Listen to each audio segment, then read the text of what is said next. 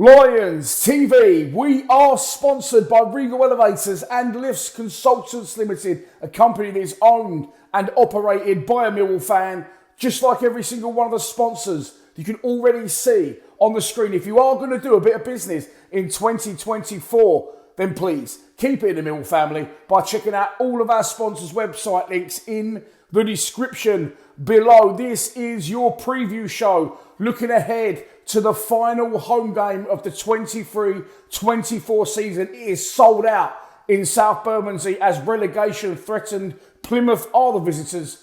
As always, let's kick off the show by taking a look at the 11 that the gaffer might pick to start the match. Okay, so Plymouth are not yet safe. However, as we know, we now are. So what will the gaffer do? I think what he'll do is he will want to finish strong. He's a winner. And I think he'll want to finish as high as possible. And I completely understand that. However, if you don't know, that is the team that the under-21s started with on Tuesday at the Den. SA, Amaku, Mayer, Bradshaw and Nisbet all in that starting 11. So is that a sign of what he may do on Saturday? Look, as I said, I think that he'll go as strong as possible and try and win the game. And I do understand that, as I said. But for me, this may sound a little bit silly. Okay, Mayer, SA, Amaku, Bradshaw, Nisbet. Okay, three of those young, exciting players. Not seen a lot of them really, other than Amaku maybe, and SA slightly. Bradshaw and Nisbet, both strikers contracted to the club to next season.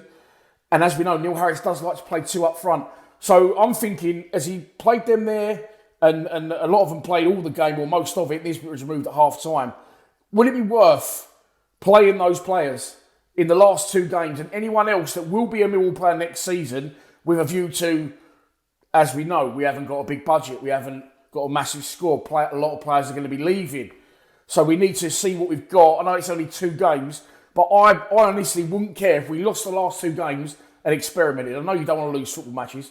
However, if we was to lose to Plymouth, that will put Gary Rowett's Birmingham even further in trouble. So, yeah, look, I'm not sure whether he started those players in the week with a view to getting them game time. As I said in a few videos before, we've got 5 loanees. Alan Campbell's not really worth talking about. You've got Tanganga, Obafemi, Norton Cuffey, and Ryan Longman. All of those players will be going back to their parent clubs. Will we go in for any of them? Well, that's videos for during the summer.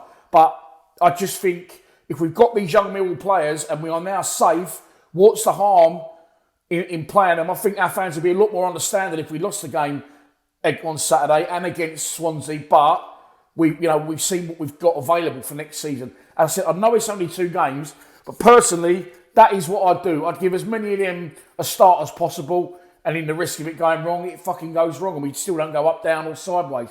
So that's what I would do, but as I said already, I don't think the gaffer will do that. I think he'll want to finish strong, which is understandable. What do you think? Let me know in the comments, and let's move on to our opposition. And as I've already mentioned, it is Plymouth Arglye, promoted last season as champions from League One, but unfortunately they've not been able to match Ipswich's performance in the Championship because they look like they could be going back to back, but they've not had a bad season. They started off well, but understandably a long season in a demanding league, they've started to fall away. That is partly because their manager Stephen Schumacher backdoored it and went to Stoke. After that, they got Ian Foster, but he lasted only 3 months before he was relieved of his duties, and he was replaced by Neil Dewsnip, who is the director of football, and a coach called Kevin something or other. His name I can't even remember. If I could, I couldn't pronounce it. Anyway, that raised a few eyebrows, none less than those of, even though he hasn't got any, Neil Warnock. As we know, he's been a Plymouth boss before. He resides down in that area. And when I saw that they got rid of Foster, I thought, oh, fuck.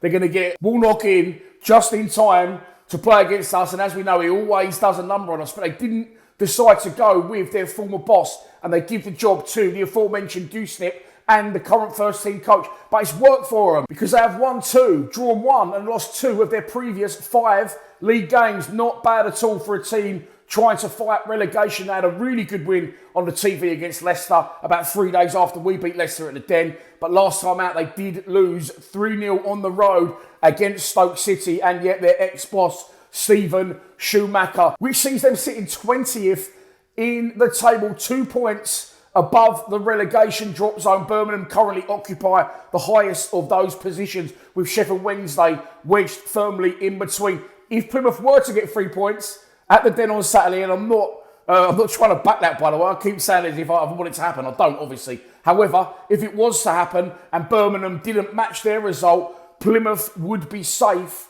for the season. A win for us could see us peg back the teams above us. And of course, as you can see, we have Swansea on the last day of the season. I think the gaffer will want to finish as high as possible. As I've already said, let's move on to a prediction. And so, this is your pre-match prediction. And here we go.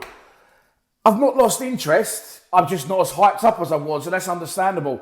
We're going to go to the Den on Saturday. It is sold out, as I've already mentioned.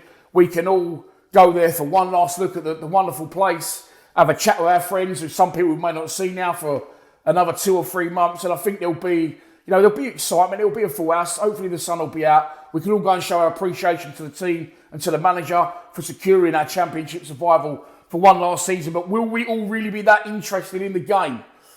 I don't think we will, if I'm honest. It's going to be one of them where people are having a chat and boozing down to the concourse and not really paying much attention. So hopefully that doesn't transfer to the players. But do you know what? I've got to be honest, I've just got a feeling it might. And I've been very positive throughout the season with my predictions. But with Plymouth needing to win this to secure their safety 100%, I'm going to go for a 2-1 Plymouth win. There you go. Does it really matter? I don't know who's going to score a goal either. But at this point, I'm going to be honest, you probably noticed, I don't really care. And so that's it off for this preview show. I hope that you have enjoyed it. If you are unable to get to SE16 on Saturday, you didn't get a ticket, as I mentioned a couple of times, it's already sold out, then I will be live streaming for the final time this season, direct from beautiful South Bermondsey from around the 2:40 p.m. stick. I'll see you there if you're going. Please subscribe to Lions TV. Come on, you Lions.